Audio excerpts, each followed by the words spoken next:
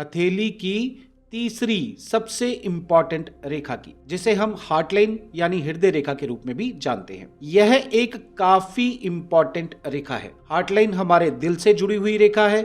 यह रेखा हमारी इमोशनल भावनाओं का प्रदर्शन भी करती है, लेकिन इसका भी छोटा या बड़ा होना कई अलग अलग अवधारणाओं को दिखलाता है। जैसे इस हथेली में जो हार्ट लाइन है वह ट्राइडेंट साइन यानी कि त्रिशूल चिन्ह के साथ मौजूद है, जो कि एक शुभ साइन होता है। आध्यात्मिकता यानी स्पिरिचुअलिटी ऐसे इंसान में अपने आप ही आती है। और यह हार्ट लाइन यहाँ पर शनि पर्वत के जस्ट नीचे से ही ट्राइडेंट साइन में कन्वर्ट हो रही है। तो इस हार्ट लाइन में एक लाइन जो कि शनि पर्वत पर जा रही है और बाकी दो लाइंस जुपिटर माउंट पर जा रही हैं, तो व्यक्ति मनी माइंडेड तो होता ही है, साथ साथ धर्म कर्म के कामों में भी अच्छी तरह से एक्टिव होता है, यानी ईश्वर के साथ भी कनेक्शन काफी अच्छा होता है। मूर्ति पूजा चाहे ना भी करे, लेकिन फिर भी वह देवीय शक्ति पर पूरा विश्वास करता है। उसे पता होता है कि एक सुप्रीम पावर जो कि इस पूरे यूनिवर्स को चला रही है, वही उसे चला रही है। हार्ट लाइन अगर छोटी है तो व्यक्ति कम स्पिरिचुअल रहता है, अपने इमोशंस का प्रदर्शन भी ठीक से कई बार नहीं कर पाता। शनि पर्वत यानी कि माउंट ऑफ सैटर्न के नीचे अगर हार्ट लाइन कर्व बनाती हुई कुछ इस तरीके से चले तो यह व्यक्ति में शनि के गुणों को बढ़ाती है। व्यक्ति मनी माइंडेड होने के साथ साथ अपने परिवार के लिए पॉजिटिव भी होता है। उसे अपनी जिम्मेदारियों का खूब अच्छे तरीके से एहसास रहता है। हार्ट लाइन में से अगर इस तरीके का वी साइन बने तो इसे एक बेहतरीन हार्ट लाइन के रूप में जाना जाता है और यह वी साइन काफी शुभ माना जाता है। ऐसा व्यक्ति एक अच्छे दिल वाला व्यक्ति होता है, किसी का नुकसान नहीं चाहता, धोखेबाजी नहीं करता और ईश्वर से कनेक्ट रहना इनके लिए काफी इजी होता है। ये लोग भरोसे के लायक व्यक्ति होते हैं, विश्वास करने योग्य व्यक्ति होते हैं। चलिए दोस्तों, अब बात करते हैं मैरिज लाइंस की, यानी कि विवाह रेखा की। मैरिज लाइन के लिए सबसे पहले बुध क्षेत्र के नीचे का स्थान देखना चाहिए। यहाँ पर यह रेखा मौजूद होती है। अगर इस जगह कोई रेखा मौजूद नहीं है तो यह भी एक बहुत बड़ा मिथ है कि शादी होगी ही नहीं। और अगर एक से ज़्यादा रेखाएं हैं तो 2 बार या ज़्यादा बार शादियां होंगी, पर यह कहना गलत है। यह बहुत बड़ी गलत अवधारणाएं हैं।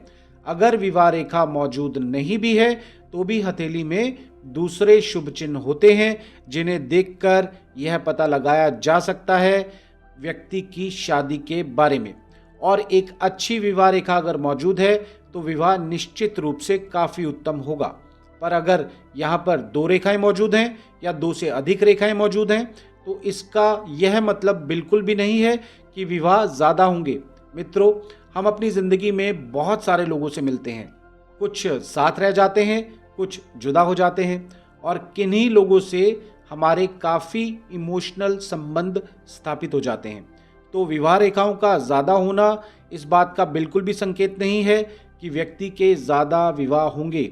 यह इस बात का संकेत है कि व्यक्ति की ज़िंदगी में ऐसे लोग ज़्यादा थे जिनसे उनके डीप इमोशनल कनेक्ट थे।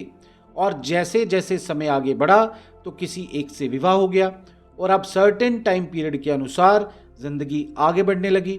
और ऐसा भी मिथ है कि यह डीप इमोशनल कनेक्ट सिर्फ अपोजिट जेंडर के साथ ही रहे होंगे। ज़िंदगी में हम ऐसे दोस्त भी बनाते हैं मित्रों, जो हमारे दिल के काफ़ी करीब होते हैं। यह मल्टीपल रेखाएं उन्हीं रिलेशंस को हमारी हथेली पर दिखलाती हैं।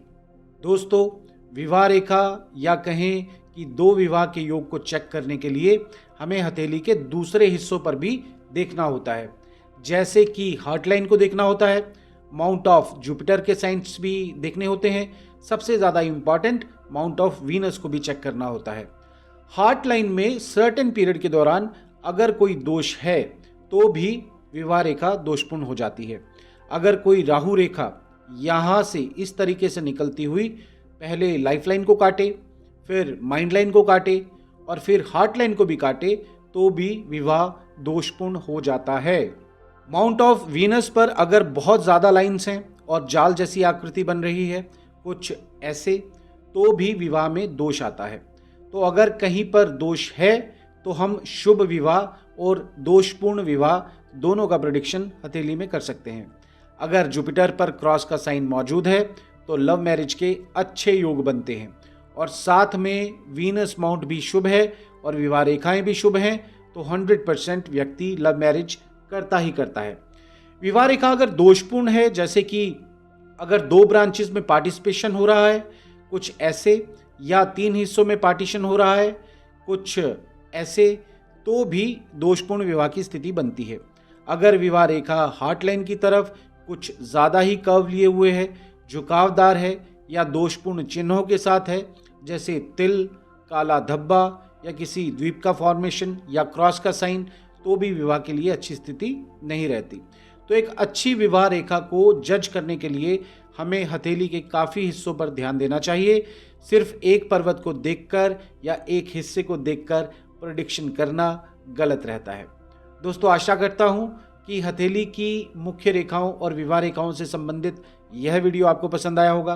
तो जुड़े रहिए साथ में। आपका बहुत बहुत धन्यवाद। दोस्तों, अगर आपने अभी तक एस्ट्रोलॉजी मैट्रिक्स के चैनल को सब्सक्राइब नहीं किया है तो जल्द से जल्द सब्सक्राइब करें, ऐसी और इंटरेस्टिंग वीडियोस देखने के लिए और जानने के लिए कि अपनी पाम लाइन्स में और क्या राज छुपे हैं। धन्यवाद हमारे साथ जुड़े रहने के लिए।